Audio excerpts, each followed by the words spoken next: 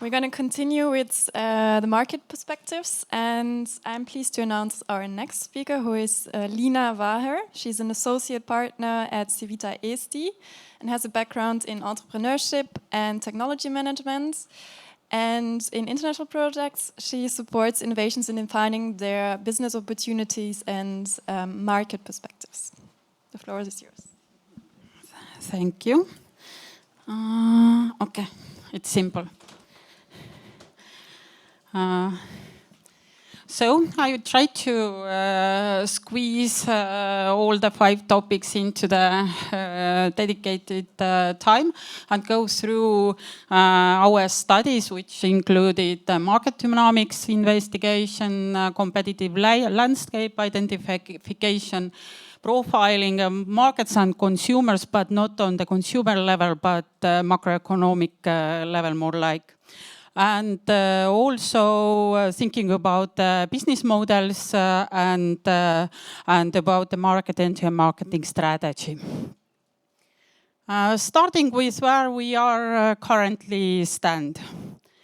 In principle, we targeted the European single market as our domestic market because it carries the similarities. It is easy to follow the same regulations. There are a bit similar expectations, policy supports, and no trade restrictions. So therefore, it was our first target. And what we discovered, we know that the world has 2 hemispheres, northern and southern. Perhaps we have the same. We have the northern and southern part of Europe in the European Union, in the single market. But also we have 4 distinct geographical areas which carry some kind of similar characteristics. So our first message was that Europe is not unanimous. We can't take it as the one that everyone see and think at the same way, and everyone consumes the same food and prefers the same kind of value offers. So we discovered that the northern part carries the characteristic to be very good innovation adopter. It concerns the Scandinavia and also partly Baltic states who tend to be with the focus, growing focus, and also with sort of public discussions on the side of healthy living, addressing the health issues very seriously, and also are well digitalized societies, which means that the consumers also are a bit better informed perhaps, or have the access to the information and to the global networks. It is important. And also industry tries to move towards more digitalization and optimization of processes. Across the Baltic Sea, we also have a quite strong aquaculture behind. And based on our history, house plotting, picking, cooking, it is part of the history. So the natural food and also the feed is very well welcomed. From the southern side, we see that there are very strong tradition behind. It means that if you make pasta, it needs to be exactly the same how grandma made. And if you use different flour, everything is ruined. You can't accept it. It's not right. So this is the culture which also expressed through the food and food culture and food production, and keeps, of course, the culture vibrant and alive, and also is connected with aquaculture to location. It means that the access to the marine resources. And in between, we have 2 completely different parts. First, natural and evolving. It means that Eastern European countries, big markets indeed within the Europe, but at the same time very rich and diverse of the food practices, and still challenging some of the normative and regulatory aspects, and still perhaps not aligning well with the structured Western food systems. But great opportunity, and carrying the strong interest to take over the Western culture, food, habits and processes, and also the systems. And then we have the Central Europe, green and sustainable, as we know, with the strong focus on the bioeconomy, on the sustainability, and also have been promoting organic food for a long time already. So stable and knowledge, and also well informed, even though integrating incoming cultures constantly. Some of the key takeaways from our market studies. We started 4 years ago. 3 years ago, the picture was one. We sort of saw the one economic structure, and now we see a bit different picture. Why? Because meanwhile, we had interrupted food chains. Because the transportation and also the supplies moved between the continents, not between the states, but also continents a lot. So we saw that it caused a lot of trouble to the producers, but also consumers and to the general European food security. War consequences, we see the influence of the sanctions, especially at first the feed sector was hit hard because, yes, again, interrupted value chains, interrupted supply chains, and also increased energy prices, which at the end influenced at most the producers. Because if you have higher price for your product, then you need to see if your buyer can actually afford it. And as the feed is not food on the human table, but food for the food, it is a bit different mechanism behind. We see the climate change as it is. We are feeling also this year shifting seasons. We see droughts, we see heavy rainfalls, we start to feel the freshwater scarcity. So those are the things which actually change the economy. Not only the production that before you heat it, now you start to cool and etc. It's all about the energy you put inside. And also saving or sparing the resources, reusing, circulating the resources. It's up to that. So basically we can say that economy is changing. So old models, when we concentrate on the price as the most important aspect about potential new microalgae-based proteins, it's not perhaps only about that nowadays anymore. Because if you do not have food, then price doesn't matter, right? That's the difference. You need to have at least food. So world and also European market is ready to rethink the things. They are not the same as they used to be. Also, we see that some environmental and social connected aspects as the volatility of prices. We see seasonality of the production, and we see the adaptation cost to the climate and also to the European sustainability policy. So it brings a lot of costs along, which are not subsidized for the companies. It means that where the price comes from, if we talk about the price a lot also today, it comes from input costs plus a bit extra. So nothing you can do about it if you need to pay environmental taxes, if you need to pay European labor, if you need to pay for energy produced in Europe, if you need to pay for the water, then this is the structure of your price. So you can't reduce it just like that. You need to find a way how to optimize then if you need to reduce the price. About the competitive landscape, why we chose the European single market? Because we wanted to see who operates there. And it is very good to know in the light when we have the stock in Europe about the spirulina. Yeah, and also the map shows that microalgae is produced in quite balanced way across the Europe, more in the coastline, but spirulina is used everywhere in the Europe. So a lot of production or use of spirulina. So we investigated 255 companies who operate in some way with microalgae. They might grow and harvest it, they might valorize it, they might use it in some kind of products. And we figured out that 214 of them are somehow visible also in digital channels. They offer something and they would like to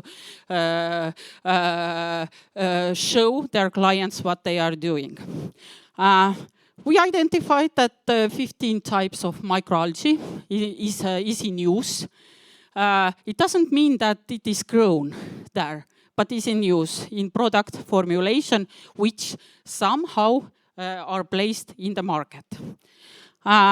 Of course, spirulina is leading, 166 companies somehow use it, so here is your stock, right? And in second place, of course, chlorella, nanochloropsis, and tetraselmis follows then other strains. And the leading producer is France. And what is something to think about, 41 companies are not visible at all. They are there, they are doing something, but no one knows. Perhaps they have the stock, we don't know. But we know that quite a number of those companies are located in France. Something to think about how visible you actually nowadays are, because everything goes digital, especially trade. And we investigated what kind of products are today's produced, and these are the products in the market already or somehow formulated and offered. So 68% dietary supplements in most forms, like this green, and pills, still a lot of pills, 40 years of pills. So this is the traditional based on spirulina. And 5% for agriculture. And of course, 11% a bit more for cosmetics, and then also for pharmaceutical. This is the picture of the product on the market.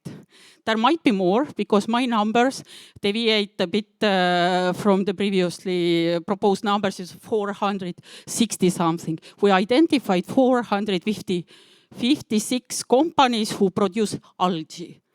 But microalgae only we discovered that it's below 300. Something we listed as the useful information. In many cases, producers hide the origin of their feedstock. There is quite a doubt that perhaps this is not European origin feedstock they are using.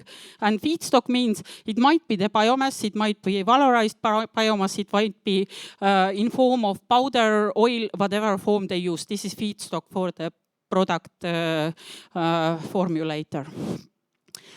Producers depend on traditional cost-based business models. It means that price actually plays a very big role, and if they produce end-user product, then they need to have supplies, the components from different sources, they pressure on the price. This is important.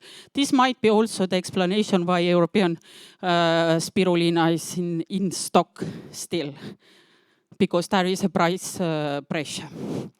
And producers are not are still connected to the grids, influenced by high input prices. And also they produce rather small scale. If we think about the potential export and conquering world markets, then it is very small scale. And many of producers who have production facilities are still so-called experimental in the research phase, not fully exploiting their industrial capacity. So we would say for small scale. And producers do not collaborate with each other much or well. We completed 17 targeted interviews with some of the partners and also external experts, the industry side. And yes, competition is rather on the table than the collaboration. So here is the round of people who potentially could collaborate and change the current practice that everyone competes with everyone. Perhaps companies can help to valorize the biomass and something useful comes out of it. And also, products still cover very small range of applications and items. Here is the opportunity.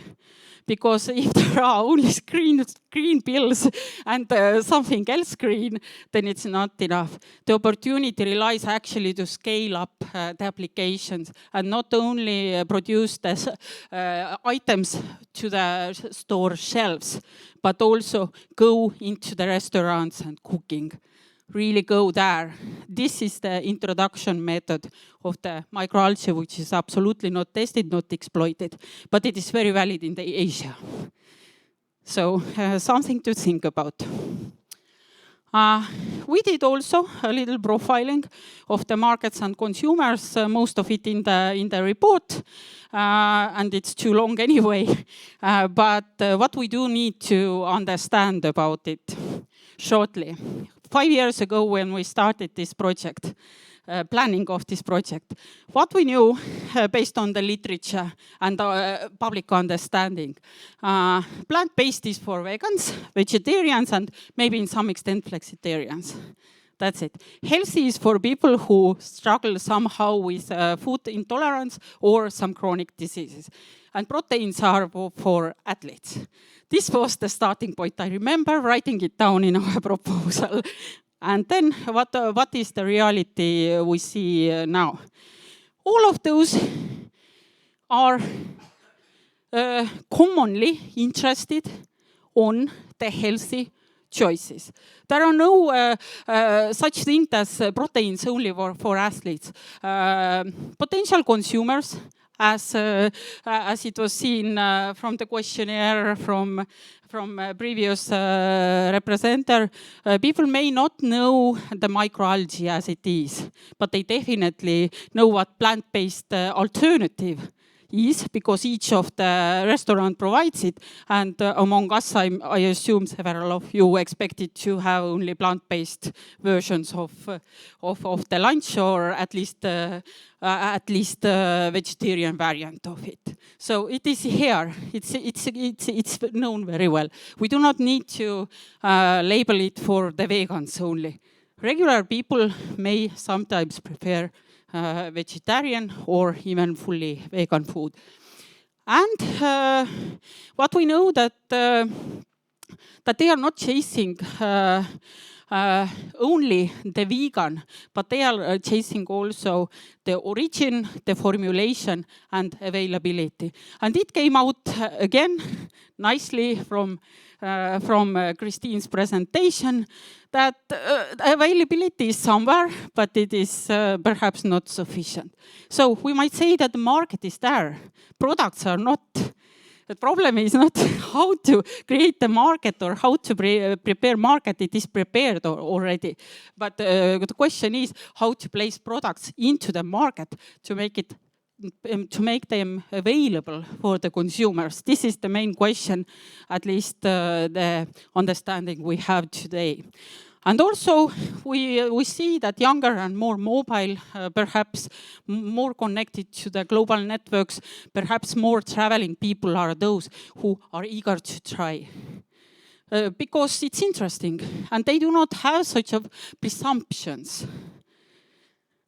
So these people are there ready to have, and perhaps yes, not needed to be very highly pressed or marketed on, but informed definitely. Then they also keep going to have more understanding and knowledge about the microalgae. There are people with a specific need who actually looking for certain type of products to avoid certain type of chemicals, or to have certain type of nutrients. So these are also there, and they are used to actually navigate with the apps, because the store shelves are quite empty for them. They used to have their products ordered by the delivery, not going to the store and picking up. And also people who are more aware about, let's say, sustainability, and they do not actually eat meat because it is not good for the world. It is not good for the environment. And we might say that also we agree that perhaps people with a higher income, but it is related with the age as well a bit, because people get married later and have families later, so they have their money for them after graduation of the university. They have their money, they can freely select what to buy. Perhaps a premium food, perhaps pay a bit more for the sustainability and also for the organic labels, because they believe that this is safe and this is healthy for them. And don't forget the parents who try to perhaps demonstrate with their lifestyle the sustainable values. And how to change then, let's say, from the cost-based to value-based. It means that the sustainability is definitely the key.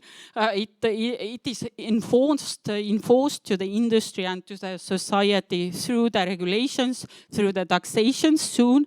This is agreed at the highest political level. So this is definitely something we need to understand and need to use. Currently, it is a bit enemy to the industry, because it brings along a huge amount of investments, but no returns, right? So some of the key factors. And the red is added value from the sustainability, or sustainable way to do it. Each company targets efficiency, safety, and good value for money. So what if it is possible to target also collaboration, transparency, reputation, and integrate it into the ESG policy?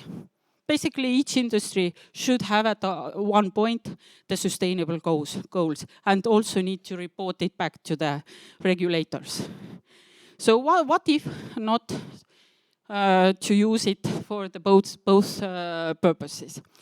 How to gain efficiency? Yeah. Optimizing the processes. It was keywords already were there. At first, the Necton sort of little demonstration, which need to be actually presented as the showcase to do something with one particular production unit to take it off-grid. So it would be interesting what happens, because one item, important item, input price of the energy will change. So what happens? And also AI was mentioned. Nowadays we talk about the smart manufacturing. So going back to the stock, it was a highlight of the day for me at least, why that stock is there. Because if you produce with good faith something, harvest once per year, and expect that the sausage producer will use it. There are several steps between. So basically, if you harvest once a year, you put your biomass to the stock. or valorized biomass to the stock. But the shelf life of the sausage is 3 months. So it's not okay for the sausage producer to have the ingredient or component only once per year, right? Someone needs to hold the stock. But smart manufacturing means that supply and demand meet. And demand is there already before the supplies are created. It is constant flow, not storage in massive way as it historically is, that we have the mass production put into the stock or store it somewhere and then start to sell, and salesmen go around the world and try to sell. This is old model. It can't happen because we do not have resources and it is too expensive. So it means something needs to be changed. It means that the smart manufacturing need to adjust with the supply. And before it was keyword economic need to be put there. Economic is very simple, complex process, but very simple. Basically, if you have higher demand, then you can press on the price and the price higher. If you have higher supply, then you need to reduce the price that someone will buy your stuff. So it is very simple mechanism. So question is how to balance it in the situation when Europe produces but can't sell, Asia sells and we import, and at the same time we would like to export. This is general macroeconomic question for everyone. But anyway, if we think about consumers for the sausages or soups or other items which have the great potential, the reputation can go first. It means that no more green lies there. European consumers are quite sensitive about the green lies. Because if you claim that your product is sustainable but your package is not, this is not like a honest business for the consumers. So something to think about, to use the sustainability, the higher awareness and also political push behind the sustainability on behalf of achieving the price level which actually covers the production costs and provides you a bit extra to put into the next research and innovation.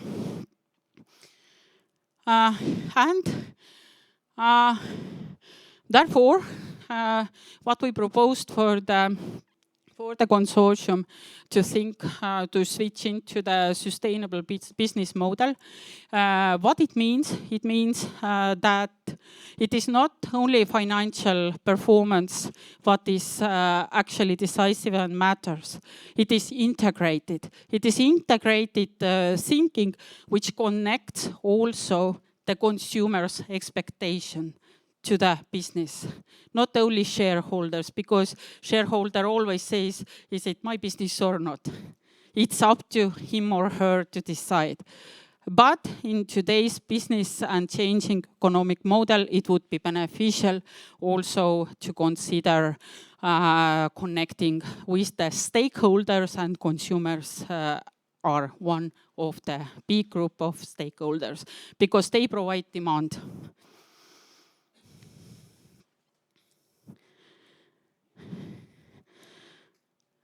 And the last info piece, honest branding, in our opinion, is the key. Christine nicely presented the branding or the nice slogan behind and how to brand or how to market certain types of products. We are saying that it would be perhaps hard to market because there must be something extra which creates the bigger fuss around the topic. It means that if you want to introduce microalgae as the protein of the future, there needs to be information available for the target groups you choose.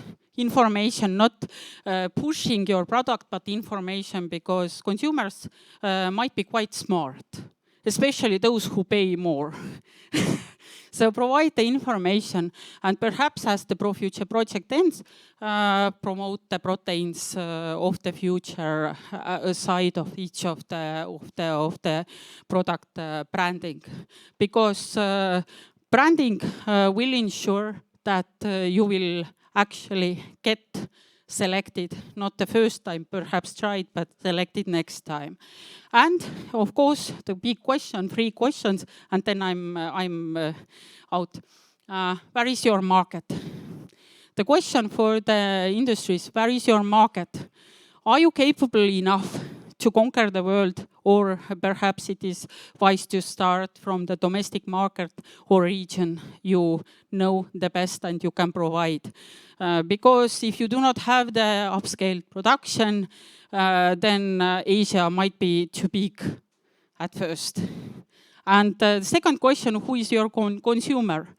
So try to meet the expectations of this specific consumer group, what they expect more than lower prices, perhaps. And the third question, what is your value offer? Do you offer the product, or you offer value-added product? This is the question. What extra comes? Sustainability. What extra comes? Support to European microalgae. What extra comes? So those are mainly our thoughts. And the final sentence, changing the paradigm is not merely about seeing the same things differently. It's about seeing new things that were never visible before. Yeah, thank you.